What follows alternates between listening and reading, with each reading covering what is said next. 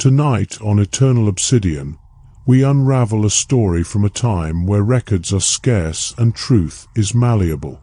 A tale of two sisters, so identical they were called mirrors, who shared a life, a husband, and a secret so dark its truth died with them. A mystery that blurs the line between fact and folklore, a forgotten truth buried beneath time and silence. But before we descend into the shadows of their story, tell me, where are you watching from tonight? Drop it in the comments below. The story of the twin sisters began in a village where everything seemed doubled. Two rivers converging in a slow curve through farmland, two churches standing across from one another on the main road, two hills flanking the valley like guardians. It was in this landscape that they first came into the world, born only minutes apart, their cries arriving in harmony so alike that even the midwife paused and glanced between the bundles in disbelief. The family into which they were born was not wealthy, nor particularly distinguished, but it carried a long tradition of endurance.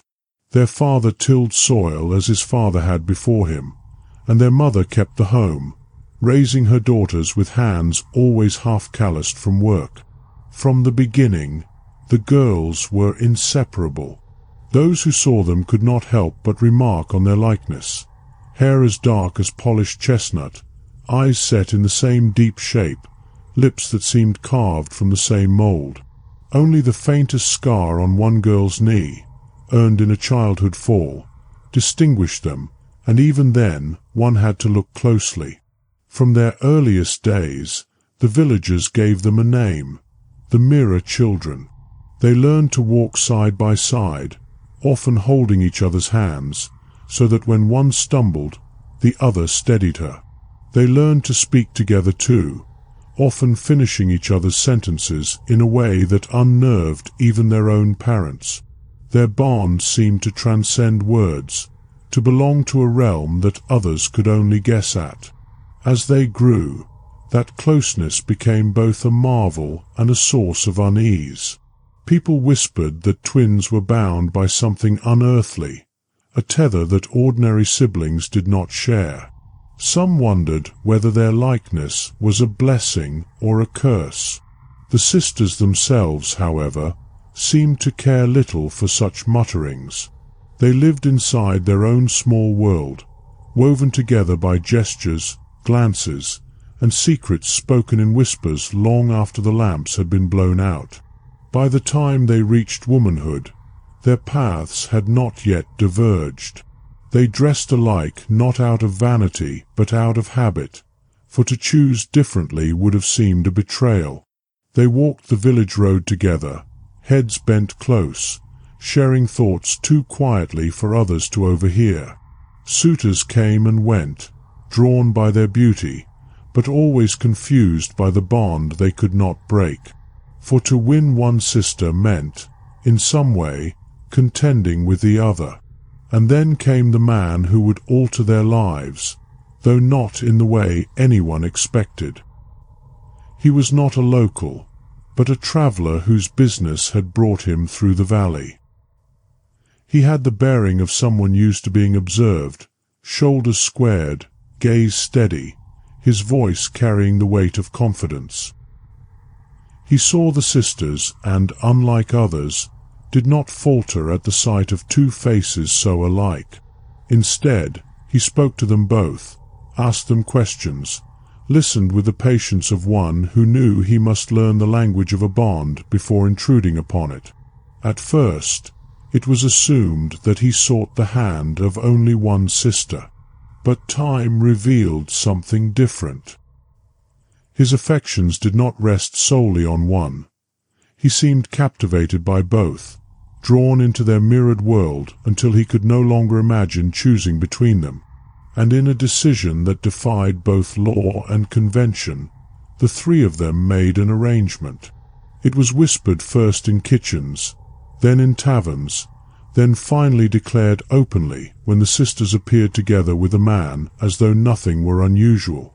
They shared him, openly, unapologetically, as though this too was only an extension of the bond they had always carried.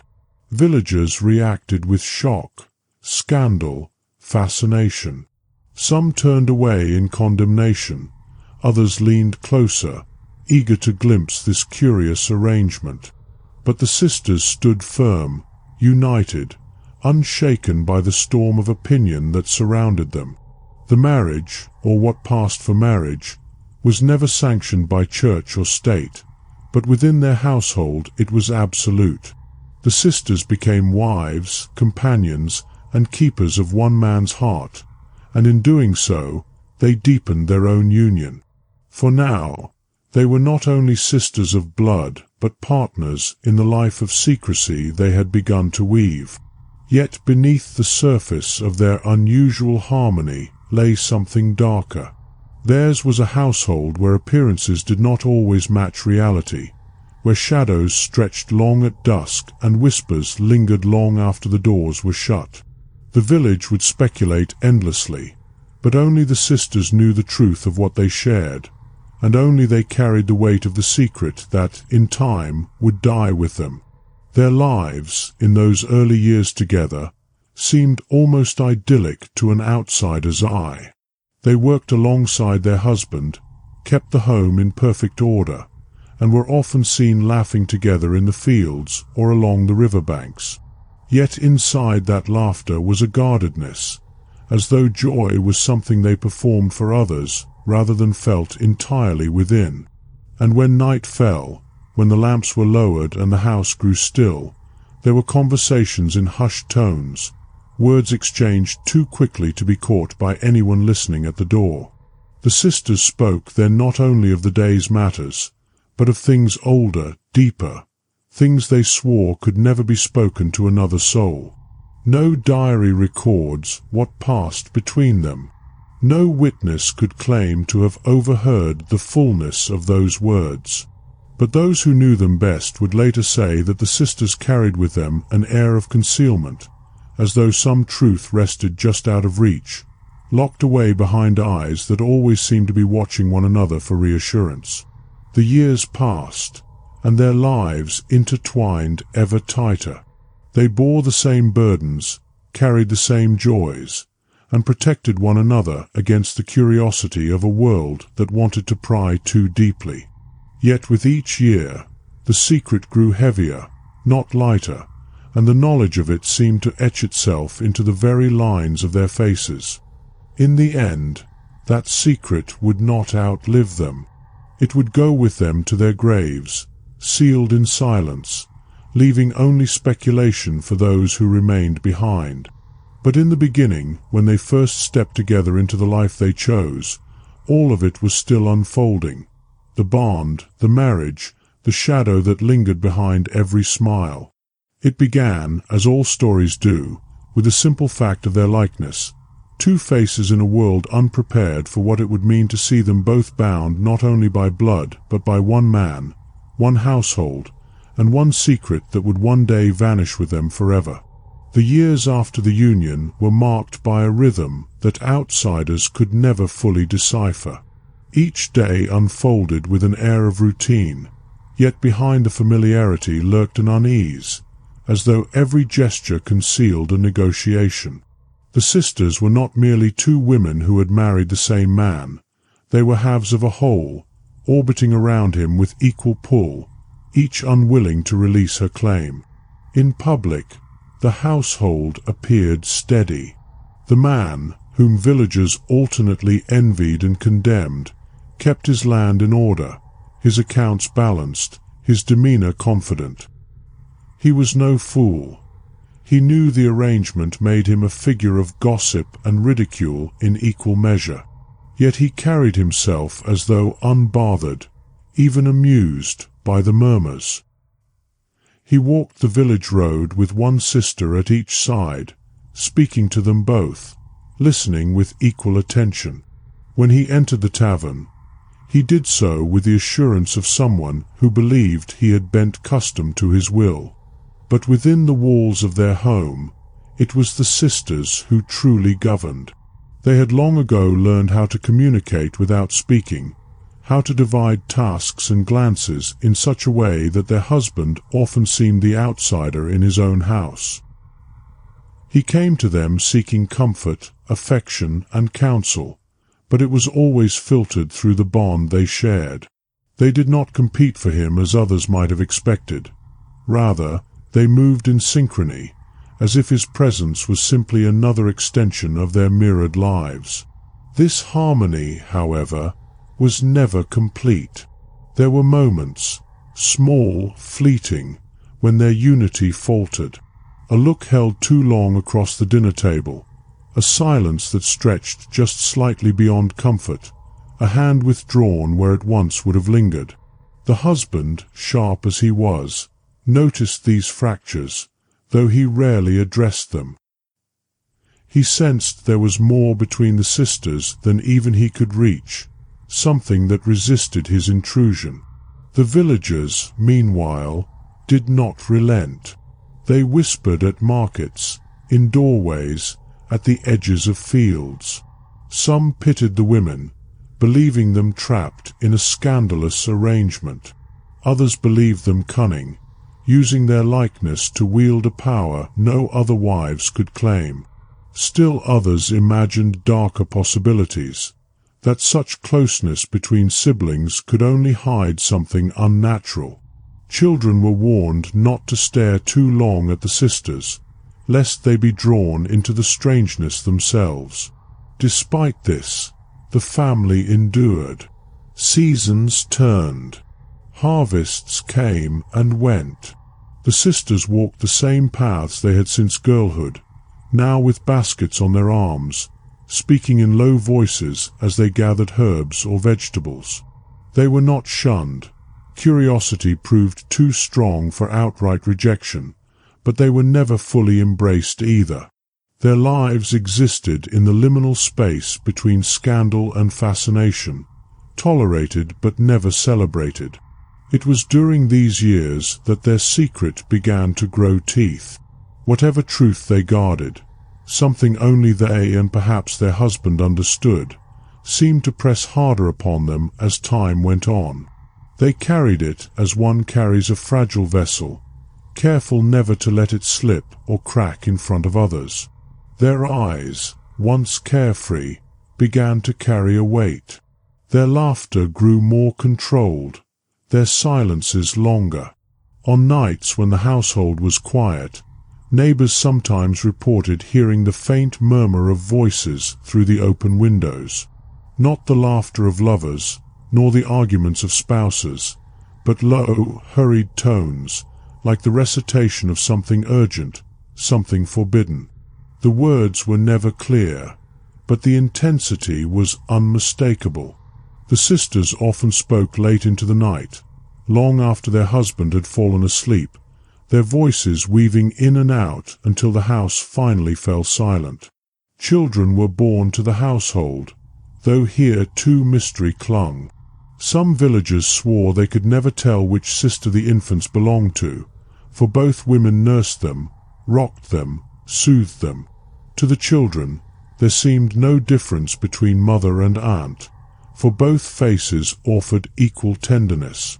In time, the children grew accustomed to the peculiar arrangement, speaking of mother and other mother with the innocent certainty of those raised in an unusual truth. Yet even this deepened the sense of secrecy, for the lineage of the children was a question no one dared ask aloud. To whom did each child truly belong? Which sister had carried which life into the world? And why did the sisters never speak of it, never allow even the closest of kin to know? Their husband aged in his own way, but the sisters aged almost identically, as though time itself respected their bond. Their hair silvered together, their eyes carried the same fine lines, their voices softened in the same cadence. Still, they moved in near-perfect tandem, their lives an echo of one another. But beneath the surface, the secret only thickened. By now, it was more than a private matter. It had become a burden, one they carried with such vigilance that even their children sensed something unspoken between their mothers. The sisters seemed increasingly bound not by joy but by the solemn duty of keeping something hidden, something that, if revealed, could undo the life they had built. And so the house became a place of duality, warmth on the outside, shadow on the inside. To visitors, it was lively and hospitable. To those within, it was a place of caution, where words were weighed carefully, and where the bond between two women grew both stronger and more strained. The sisters themselves never broke. Whatever passed between them, whatever doubts or fears might have risen, they buried it beneath their shared silence. They had promised one another long ago, no matter what, the truth would never leave their circle. It would remain theirs alone, even unto death. And so it did. For now, the valley knew only that the sisters were inseparable, their lives intertwined with one man, their children raised under one roof. But in time, their story would turn darker, shaped not only by scandal and secrecy, but by the weight of what they carried to the grave. The beginning of that unraveling was still years away. Yet even then, in the quiet of their home, in the shadows of their whispered conversations, the first cracks in the story were already forming. The turning of years in the valley brought change, though the household of the sisters remained curiously suspended in its own rhythm. Children grew into youth, fields rose and fell with harvests, neighbors came and went, yet within the walls of the sisters' home, time seemed to echo itself. The same patterns repeated, the shared meals, the long walks side by side, the voices weaving through night like a thread pulled taut. Still, beneath that repetition, subtle shifts began. The husband, once vigorous in his confidence, grew heavier in body and slower in step. His business dealings no longer carried the ease of younger days. Debts, once small, began to accumulate, and the whispers of envy in the village turned sharper, more cutting. What had once been scandal tinged with fascination now became fodder for cruelty. Men at the tavern laughed openly, suggesting that one man could not keep pace with two wives, that his strange household was not a triumph but a slow undoing. The sisters heard these rumors, though they rarely acknowledged them. They had long since learned to let gossip roll past like water over stone. Yet they could not ignore the strain that crept into their home. Their husband's temper, once steady, began to fray. He returned from the tavern late, his speech slurred, his eyes clouded with a bitterness that had not been there before. The sisters bore it silently, offering no judgment, but their glances toward one another lengthened, their secret words at night grew more urgent. For the children, these were the years of confusion. They saw their mothers, two faces, one affection, guiding them through daily life, teaching them to read, to tend the garden, to respect the boundaries of a community that never fully accepted them. Yet they also sensed what others could not, the tension woven into the fabric of their home. They noticed the sudden silences when questions about their births arose. They noticed the way their mothers exchanged looks when the subject of lineage appeared. And though they never spoke of it, the children grew up with an instinct to avoid such questions, to accept mystery as part of their inheritance. The secret, by now, had become more than an unspoken truth. It was a presence in the household, a living thing that shadowed every corner. It shaped the sisters' decisions, their silences, even their gestures. They guarded it with a vigilance that bordered on reverence, as though exposing it would not simply disrupt their lives, but dismantle them entirely. Neighbors speculated endlessly. Some believed the secret was a matter of paternity, that even the husband could not say with certainty which children were truly his. Others whispered of stranger things, that the sisters' closeness had crossed lines unfit for mention, that their union with the same man was only the surface of something deeper. A few, more charitable, suggested the secret was nothing more than sorrow, perhaps an early death, a stillborn child, a wound carried quietly. But none of these guesses ever reached certainty, for the sisters gave nothing away. And so, as the household weathered its storms, the village watched from a distance, torn between fascination and condemnation. The sisters' lives became a kind of living riddle, a story told and retold in fragments, each teller adding their own interpretation. Yet no matter how often the story was told, its center remained impenetrable. One winter marked a turning point. The husband fell ill with a fever that raged for weeks. The sisters tended to him night and day, their faces drawn with worry, their hands never leaving his side. Villagers expected the illness to reveal something, to fracture the household, to force confessions. Instead, it only deepened the mystery. When he recovered, thinner and more frail than before, the sisters were even more protective, circling him like guardians. But the illness had altered something. He no longer carried himself with the same assurance, no longer defied the village with his bold presence. Instead, he withdrew, spending long hours inside, his gaze distant. He spoke less to his children, less even to his wives, as though some part of him had been burned away in the fever. The sisters compensated, filling the silence with their own voices, their own routines. They became more visible in the village, more active in trade and work, their bond more evident than ever. Yet beneath the surface, their private conversations grew heavier. Those who passed their home at night still reported hearing whispers, urgent and low, sometimes punctuated by sobs quickly hushed. The children, by now nearing adulthood, felt the weight of those whispers most keenly. They loved their mothers with a loyalty as deep as blood, yet they began to sense that their upbringing had left them adrift. Who they were, where they had come from, what truths had been concealed, all of it was blurred, hidden behind their mother's silence. Some children pressed gently for answers, only to be met with tender refusals. Others buried their questions, unwilling to wound the women who had given them so much. It was during this period that the first signs of decline appeared, not only in the husband, but in the sisters themselves. Their health, once robust, began to falter. At first it was small, fatigue that lingered too long, coughs that returned each season. But soon it became clear that the years of carrying their secret had taken a toll. Their faces, once vibrant mirrors of each other, grew paler, their eyes shadowed with weariness. Still, they did not yield. They clung to one another, even more tightly than before, moving as though bound by an invisible cord.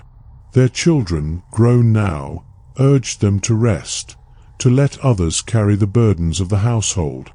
But the sisters refused. Whatever they guarded, whatever truth they carried, it was not yet time to let go. And so the years pressed on, each one adding weight to the secret that bound them. The village aged, new families rose, old ones passed. Yet the sisters remained at the heart of their story, two figures inseparable, sharing not only a husband but a silence that no one could pierce. What began as scandal had hardened into legend, and though the sisters still walked the roads of their valley, they had already become something larger in the eyes of those around them. To some, they were a warning, to others, a curiosity, to a few, an example of loyalty beyond comprehension. But to themselves, they were simply what they had always been, two halves of a whole, carrying together a secret that none would ever know. The unraveling was yet to come. The unraveling began quietly, almost imperceptibly, as though life itself was reluctant to disturb the sisters' balance.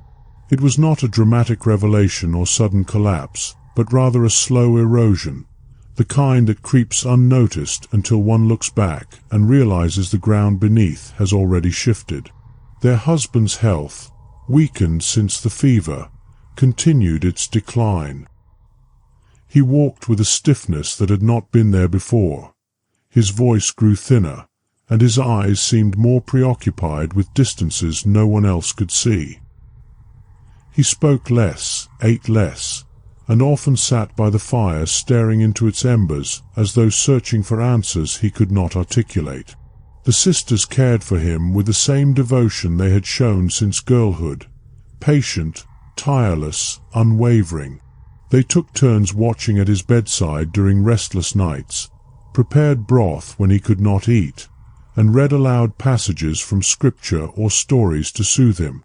Their unity in tending to him was absolute, yet within it, something unspoken pulsed more urgently than ever. Each glance exchanged between them seemed heavier, every silence more fraught. The villagers, ever watchful, noticed. They spoke of how the sisters rarely left one another's side now, how even simple errands were conducted together, their steps aligned like shadows on the road.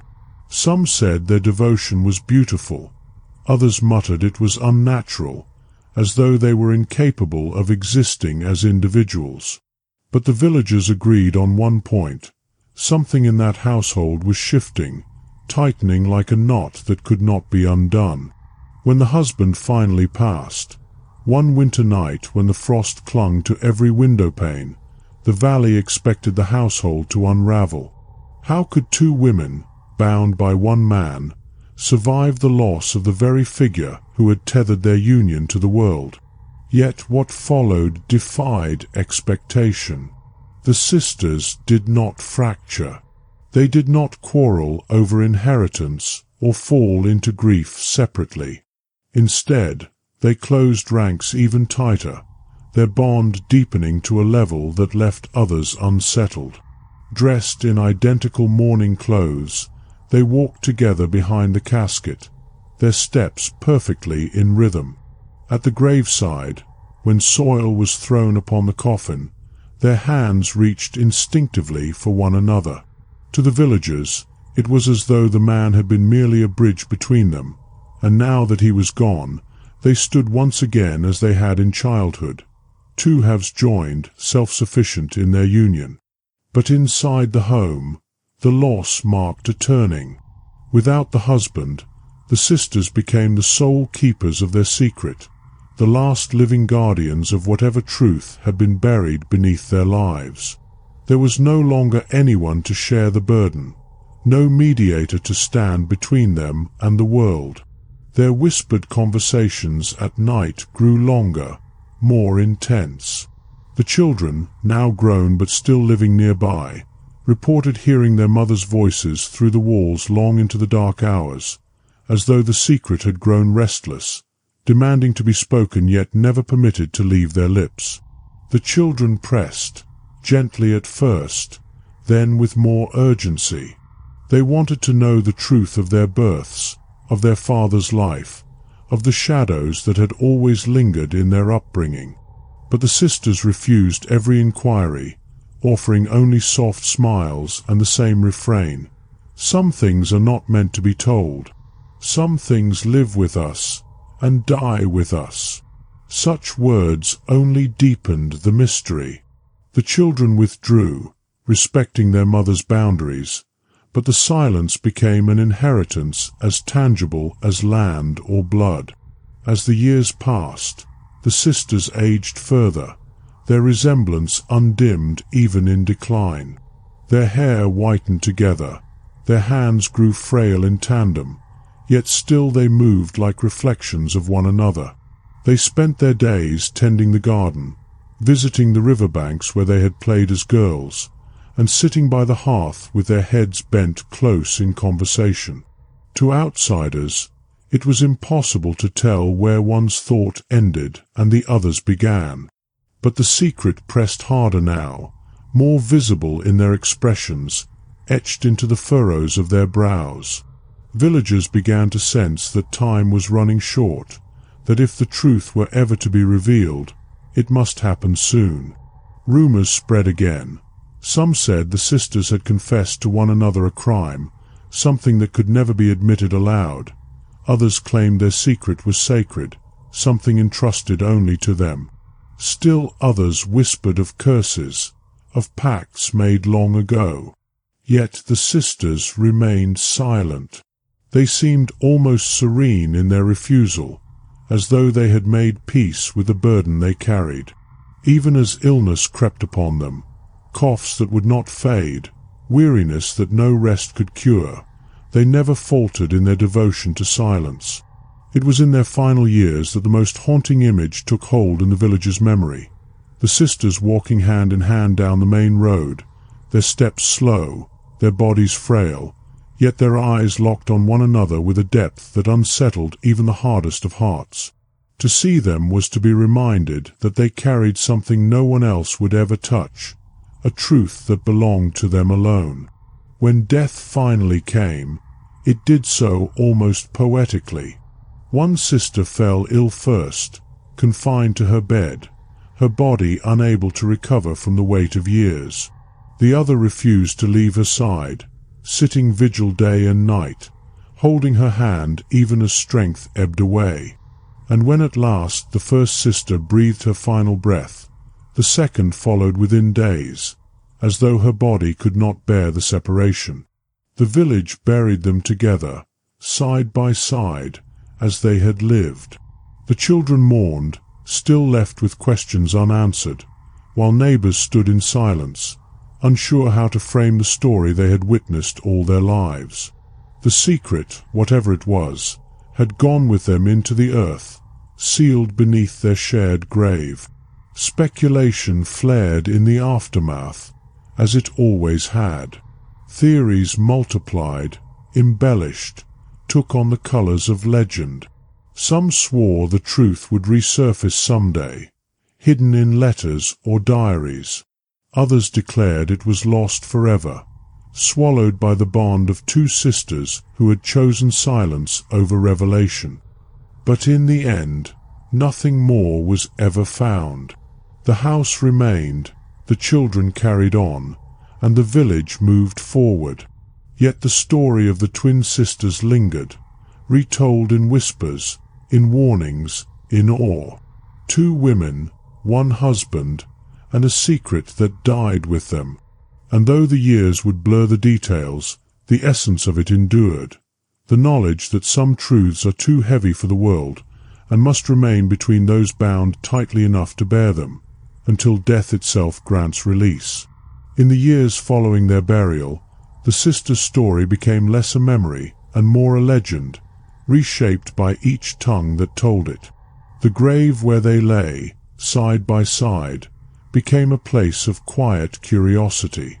Children dared one another to linger there after dark, whispering that the sisters would rise and speak their secret to those brave enough to listen.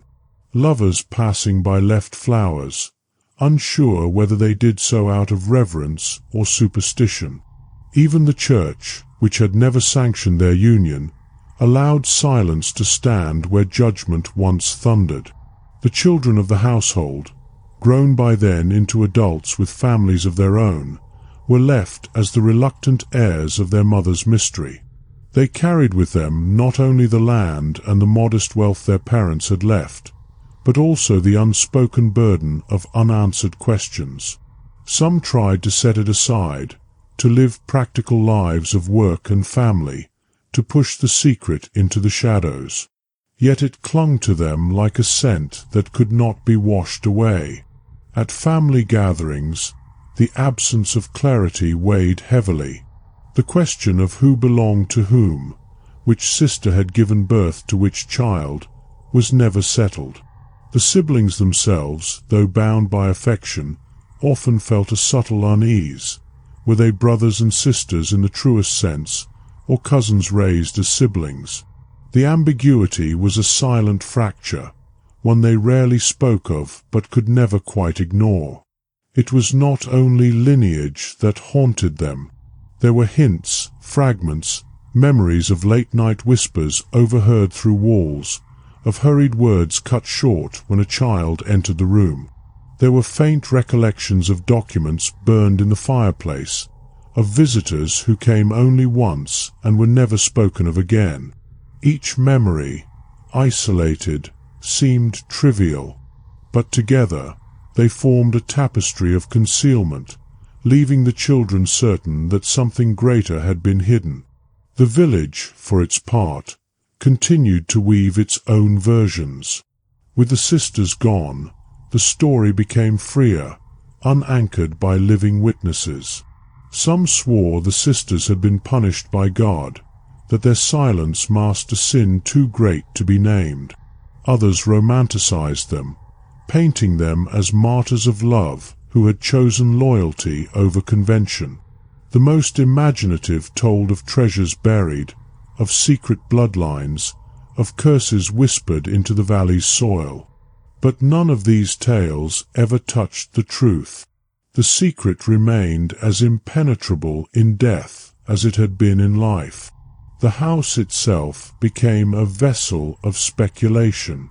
Still standing, still filled with the traces of its former occupants, it carried an atmosphere that unsettled those who entered.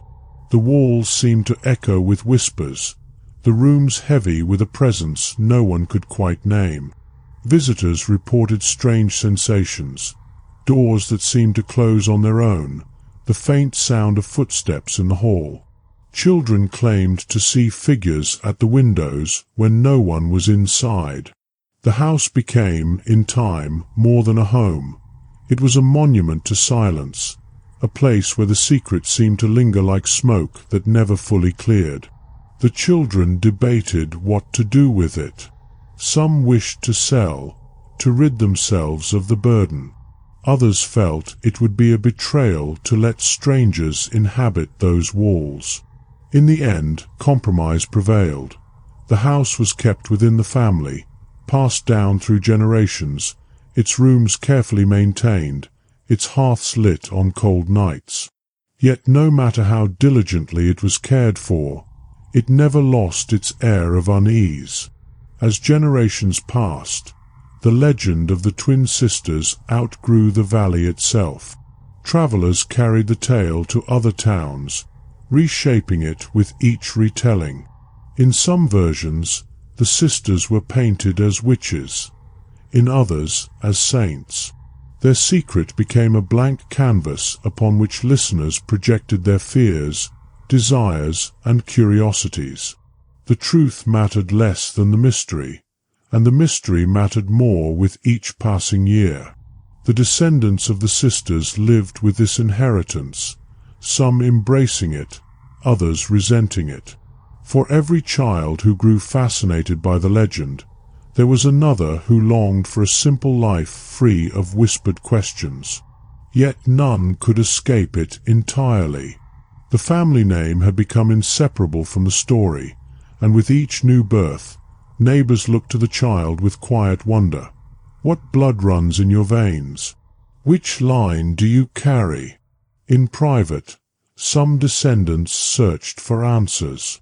They combed through parish records, land deeds, even letters from distant relatives. But every trail ended in ambiguity.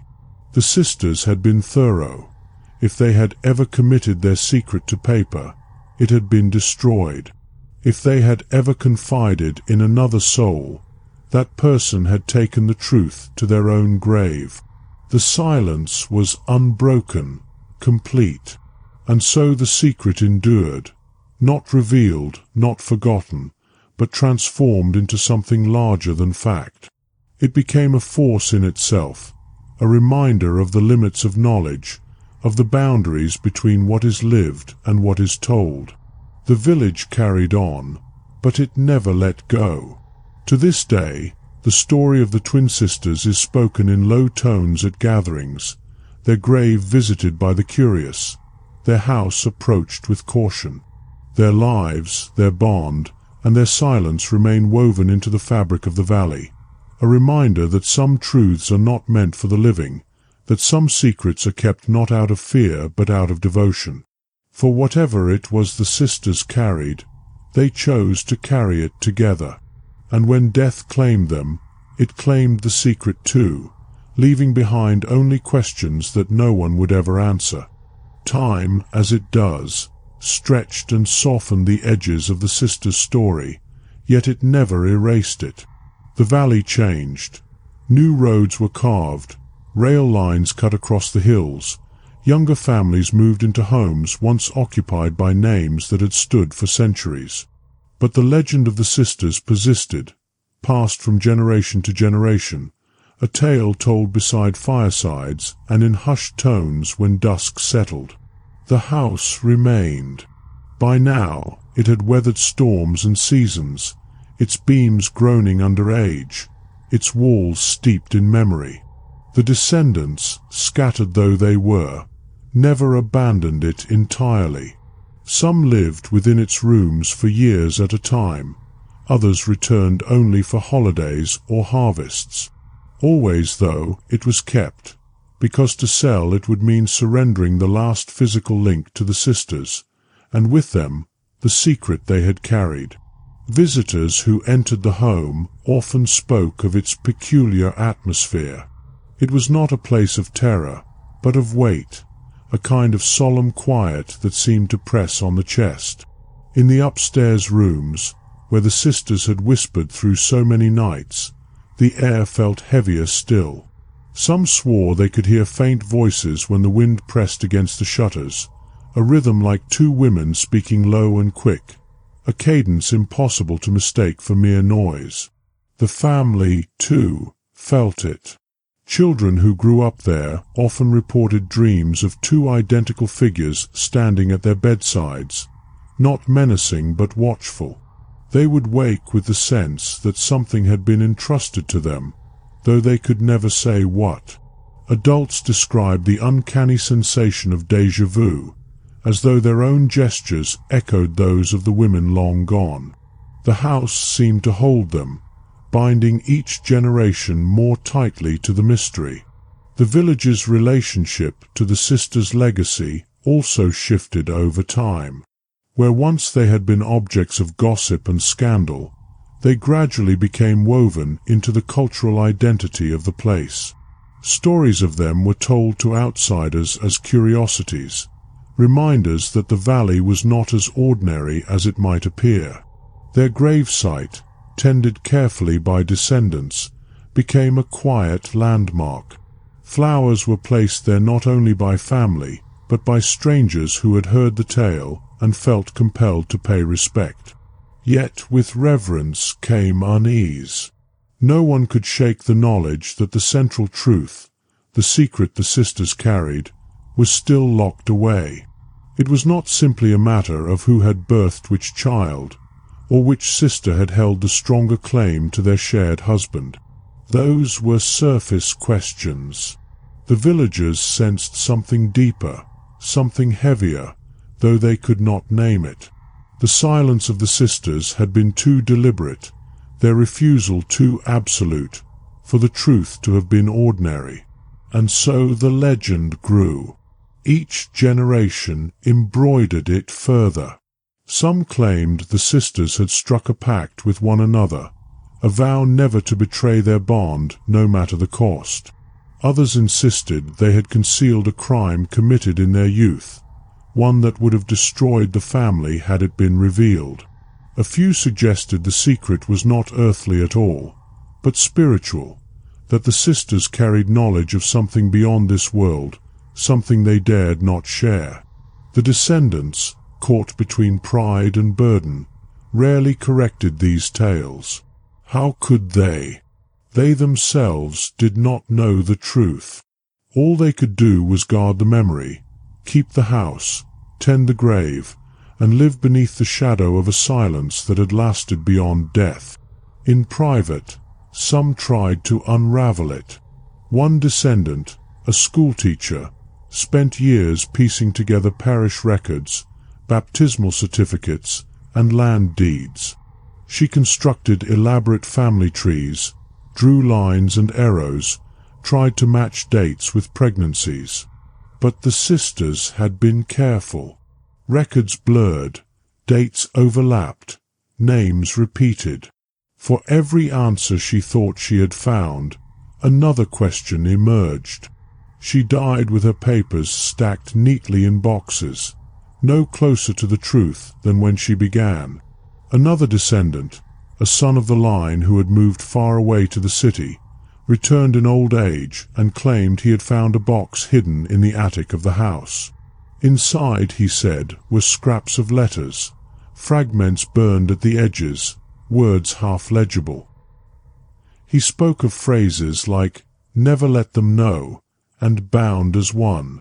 Yet when pressed to produce the evidence, he demurred. Some said he had destroyed it, fearing what it might reveal. Others believed he had imagined the whole thing, driven by the weight of the family legend. Still, the story persisted. It became less about truth and more about endurance. The sisters had carried their secret to the grave, but in doing so, they had ensured their story would never die. They had created a mystery so complete, so perfectly sealed, that it could never be solved, only retold. And as the years passed, that mystery became a kind of inheritance more powerful than any land or wealth. Children of the valley grew up under its shadow, their identities shaped by the tale of two women who had defied convention, who had chosen silence over disclosure, who had walked hand in hand into death. The house stood. The grave endured. The whispers continued. And still, the secret remained untouched. By the time a century had passed since the sisters' deaths, their story had outlived nearly all first-hand memory. No one alive had walked with them on the village roads or sat at their kitchen table. Yet the power of their tale was undiminished. If anything, it had grown larger, layered with invention, folklore, and myth until fact and speculation could no longer be untangled. The grave, shaded now by an oak tree whose roots twisted deep into the earth, became a kind of pilgrimage site. It was not marked by grandeur, just two modest stones, worn smooth by weather, but its simplicity seemed only to deepen its pull. Travelers passing through the valley often paused there, guided by locals eager to recount the tale. Young lovers carved their initials into the bark of the oak, believing the sisters' bond would bless their own devotion. Children still dared one another to touch the stones at night, their giggles masking a genuine fear. The house, though battered by time, also remained. Its timbers had been reinforced, its roof repaired, but much of it stood as it had in the sisters' lifetime. Descendants, now scattered far across regions and even nations, continued to gather there on occasion. Family reunions were held in its great room, photographs taken against the backdrop of its weathered hearth. Yet beneath the laughter and celebration, there was always the weight of the past. No gathering was complete without someone mentioning the secret, half in jest, half in reverence. For the descendants, the secret was both a curse and a gift. It gave them a legacy, a story that set them apart, a sense of belonging to something larger. But it also carried a burden, the constant gaze of others, the endless questions, the inability to simply live without the shadow of mystery. Some resented it bitterly, others embraced it as a mark of uniqueness. But none could escape it. In the modern age, the story began to attract new attention.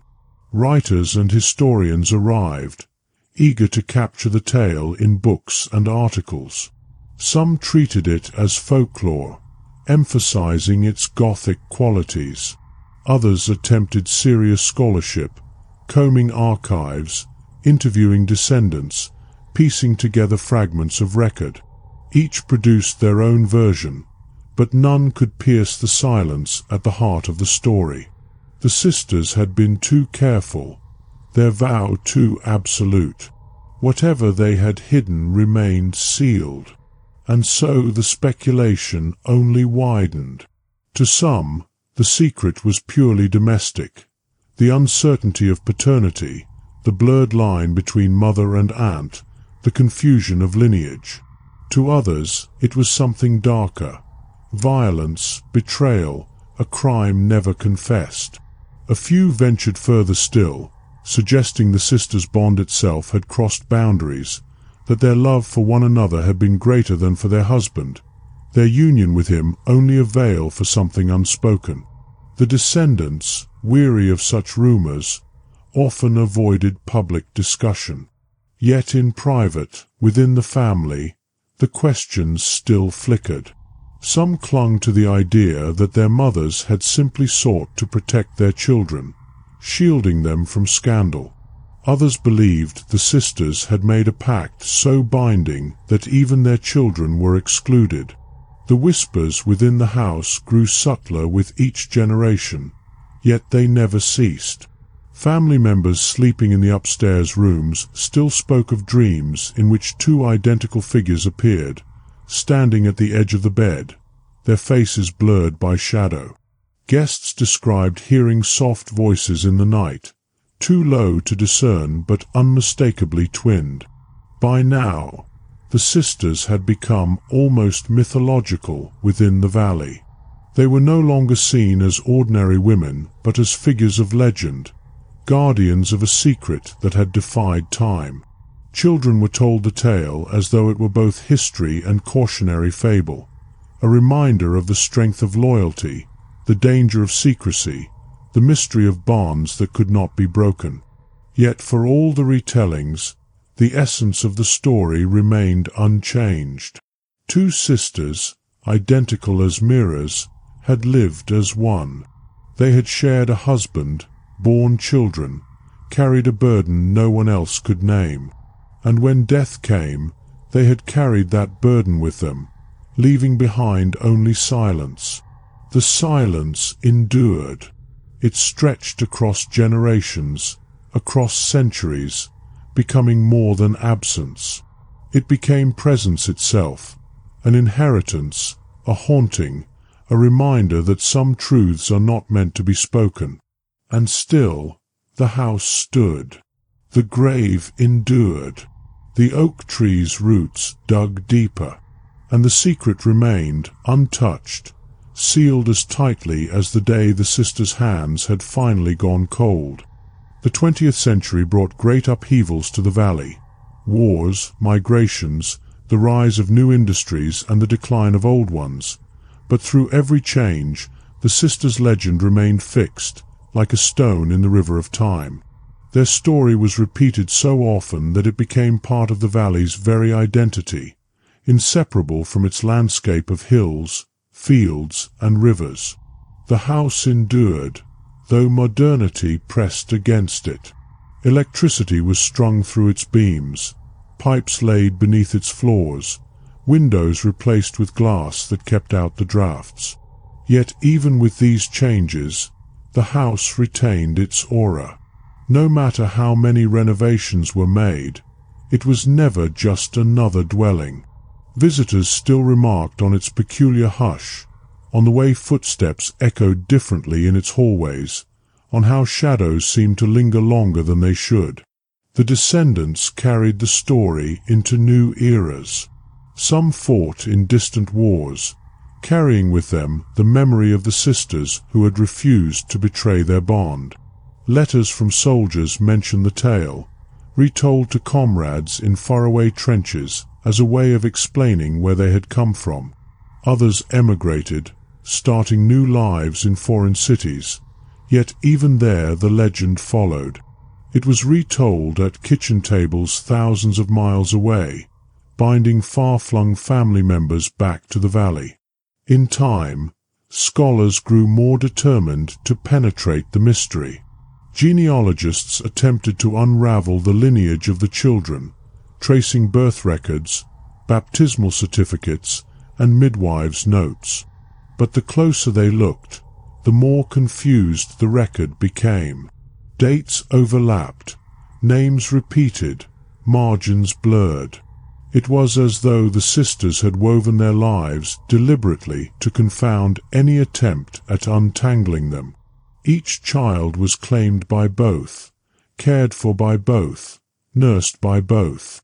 In official registers, ambiguity reigned. Sometimes one name appeared, sometimes the other, sometimes both. The truth was lost in the fog of ink and memory.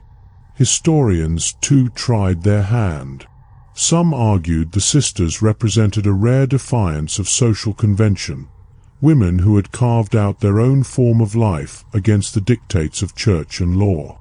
Others insisted the story revealed darker truths about repression, secrecy, and sin. Each writer left their mark, but none could answer the essential question: what was the secret they carried to the grave? Speculation only deepened as the world grew more curious. Journalists arrived, drawn by the allure of an unsolved mystery. They interviewed descendants, walked the valley roads, stood before the sisters' graves. Articles were published, filled with conjecture but light on fact. Each piece ended the same way: the truth remained unknown. Meanwhile, the family itself lived beneath the weight of the tale. Children grew up knowing they were part of something larger, yet undefined. They bore the questions of schoolmates and strangers. Who were the sisters, really? What did they hide? Do you know the secret? For some, this curiosity felt like pride, a connection to history, a mark of uniqueness. For others, it was a burden, a reminder that they would never simply be themselves, but always heirs to silence. The house became a gathering point for these conflicting emotions. Family reunions continued, photographs accumulated, laughter echoed in the rooms. Yet always, somewhere in the conversation, the sisters would return. Someone would raise the inevitable question, and silence would follow, filled with the weight of generations who had asked before and never found an answer. Over time, the legend began to shift shape once again. To some, the sisters were remembered as tragic figures, burdened by a secret too heavy to speak. To others, they were heroines, models of loyalty and devotion. Still others saw them as symbols of resistance, women who had created a life outside the confines of law and convention. Each interpretation said more about the teller than the sisters themselves. Yet at the heart of every telling was the same unbroken silence. The secret remained untold, a void around which the story circled endlessly. The villagers grew used to the idea that it might never be known. In a way, the unknowability became part of the power. The sisters were not remembered for the content of their secret, but for their ability to keep it. Their silence became a monument more enduring than words, a mystery that bound the valley together across time. And so the story lived on, told anew in each generation, reshaped for each age, but never resolved. Two sisters, bound as one. A husband shared, a secret carried into death. The grave stood, the oak tree grew, the house endured, and still no one knew. The modern century pressed harder upon the valley, and yet the sisters' story endured, stubbornly refusing to fade, as though it had woven itself into the stones and trees of the land itself. In the towns and cities beyond, people grew less patient with mysteries. Information was everywhere, knowledge a few keystrokes away, secrets less easily kept. But the secret of the twin sisters remained unbroken, immune to the pull of the age of disclosure. The house stood as the most enduring relic of their presence. Its beams creaked with age, but the structure held, resilient as if it knew its role in the preservation of memory. Families came and went, but no one, no matter how desperate for money, no matter how tired of its upkeep, ever sold it. To sell would have felt like betrayal, and so the descendants bore the cost of keeping it, piecing together repairs when storms battered the roof, replacing rotted wood, patching plaster. Even when no one lived there year-round, someone always tended it. Grass was cut, shutters maintained, floors scrubbed, and the oak outside kept watch. Over time, the house became a kind of living museum. Descendants brought their children to stand in the rooms where the sisters had lived, to feel the hush that seemed to linger in the air. They told the story once more, of two identical women who had shared a life no one could fully comprehend, who had raised children without ever clarifying who belonged to whom, who had carried something unspeakable into the grave. The children listened with wide eyes, the same way their parents and grandparents had listened before them. And though some later dismissed it as mere folklore, in the moment the house and its silence made the story feel real, pressing, unavoidable. They would sleep uneasily in the upstairs rooms, half expecting to wake and find two identical figures standing in the shadows, whispering words they could not quite hear. As the decades passed, new generations of outsiders sought to interpret the sisters' lives. Academics arrived with theories. Journalists came with cameras and notebooks. Novelists with ambitions of turning the tale into something marketable. The family learned to meet these intrusions with polite resistance. They answered some questions, withheld others, and always kept certain rooms locked, certain boxes unopened. For the descendants had come to see themselves as guardians, not just of a house and a grave, but of the silence itself. The sisters had chosen not to speak. It was not for later generations to undo their choice. Yet even as they guarded, curiosity gnawed at them. Family members argued in whispers after reunions. Should they search again, turn out the attics, sift through the trunks for some scrap of confession? Should they open the boxes of old letters, look beneath the floorboards, pry loose the stones of the cellar? Each attempt faltered. Some feared what they might find. Others feared finding nothing at all, and with it, the collapse of the mystery that defined them. The villagers beyond the family boundaries continued to tell their own versions. In taverns, in kitchens, in the corners of parish halls, the sisters' story was repeated. With every telling, details shifted. Some claimed the husband had been weak, little more than a figurehead in the marriage. Others swore he had been the one who demanded their silence. Still others suggested the sisters had loved each other more than they loved him, and that the arrangement was less about sharing a man than about ensuring they themselves were never parted. Each theory added to the myth, but none brought resolution, and the more people speculated, the larger the silence grew, until it became less an absence than a presence, an unspoken figure at every table where the story was told. Visitors who came to the grave often remarked on the oak tree above it. Its roots spread deep into the earth, its branches stretched wide, its leaves whispered in the slightest breeze. Some said the tree had grown taller than others of its age, because it was nourished not only by soil and rain, but by the weight of the secret buried below. The villagers half-joked that if one pressed an ear to its bark on a quiet night, one might hear the sisters whispering. Few dared to try. The story reached beyond the valley in new ways as well. In the age of documentaries and digital media, filmmakers arrived, their cameras lingering on the house's weathered wood, the grave's modest stones, the faces of descendants reluctant to say too much. Audiences far away watched, fascinated, unable to look away from a mystery that had resisted time itself.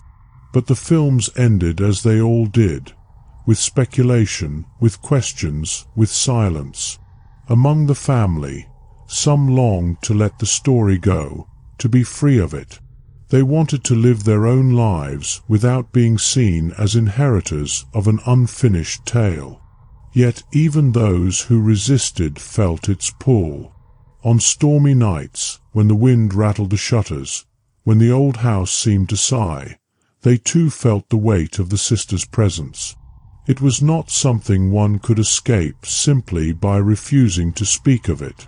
In time, the sisters became not only legend but symbol. To feminists, they were women who had carved out their own fate against the rigid laws of church and state. To psychologists, they embodied the mystery of twinship, the depth of bonds that outsiders could never fully grasp. To theologians, they represented silence itself, an echo of the mysteries that remain hidden, untouched, beyond human reach. But for the family, they remained simply what they had always been. Two women, identical in face and inseparable in life, who had loved their children fiercely, who had guarded their bond with a silence that not even death could break. The oak tree grew taller. The house continued to stand. The grave weathered but endured. And still, after centuries, the secret remained. The villagers stopped hoping for revelation. They began instead to cherish the unknowability itself. For in a world where nearly every question could be answered, here was one that remained forever closed, forever sealed. The sisters' silence had become their gift, their final legacy. Not the details of the secret itself, but the enduring reminder that some truths cannot be known, cannot be spoken, cannot be unraveled. And so the story continued, not as history, not as folklore, not as myth alone, but as all three at once. A tale that could never be exhausted, because its center would never be revealed. Two sisters, one husband, children whose lineage blurred, a secret buried, a silence that outlasted generations. The valley breathed with it still. The house kept it still. The grave marked it still. And the world, watching, still asked, but never received an answer. The passage of centuries blurred the boundaries between fact and legend, but the story of the twin sisters did not vanish. Instead, it spread, carried in whispers from the valley to far places, retold in books, in classrooms, in the fleeting words of travelers who had once stood beneath the oak tree or walked the shadowed halls of the house. By now, the sisters themselves had become timeless. Their faces, never captured in portraits, were imagined anew by each generation. Some envisioned them as serene, long-braided women with quiet strength in their eyes. Others imagined them fierce, defiant, their identical gazes daring anyone to intrude upon their bond. Their likeness shifted endlessly, yet always they remained two, side by side, bound more tightly to one another than to anyone else. The house stood longer than any had expected. Though storms battered it and age gnawed at its frame, it remained a place no one could bring themselves to abandon. Even when no descendants lived there permanently, the doors were never barred to family. They came and went, dusting the old rooms, patching leaks, tending the hearth. In time, some spoke of turning it into a museum, a place where the sisters' lives could be honored openly. But others resisted, insisting it must remain what it always had been, a home, still breathing, still private, still belonging first to them. The grave endured too. The oak above it, immense now, stretched its branches far across the churchyard, its roots twisting beneath the stones. Visitors came from afar to stand in silence there. Some prayed. Some asked aloud what the sisters had hidden. Some left flowers, ribbons, or notes tucked between the roots, as though hoping the earth might carry their words down to where the secret slept. The legend expanded with the times. Writers crafted novels inspired by it. Poets drew on the imagery of twinship, silence, and secrecy. Scholars debated it in conferences, citing the sisters as case studies in history, psychology, theology, folklore. Yet each interpretation was only that, interpretation. None touched the truth. The silence remained unbroken, and so the power of the story lay not in revelation, but in the refusal of revelation. The sisters' decision, once made, had proven stronger than time itself. Their silence outlasted wars, migrations, generations, and the rise and fall of nations. It became more enduring than any confession could have been, for had the secret been revealed, it might have withered under scrutiny. But sealed in silence, it grew ever more potent, a void that drew all curiosity into itself. The descendants, weary yet proud, continued to carry the burden. They learned not to answer directly when asked. They learned to smile at the questions, to shrug at the speculation, to leave others hungering for what could not be given. Some within the family dreamed that perhaps the sisters' voices might someday return, whispering the truth into the ears of one chosen heir. But no such whisper ever came, or if it did, it was never spoken aloud. The valley itself grew quieter in time. Younger generations left for the cities, the villages thinned, the churchyard filled. Yet the story of the sisters remained the valley's most enduring feature, remembered long after other tales were forgotten. Even when fields lay fallow and shops closed their shutters, travellers still came, seeking the place where two women had lived and died with a secret unbroken. And so the story entered a kind of eternity.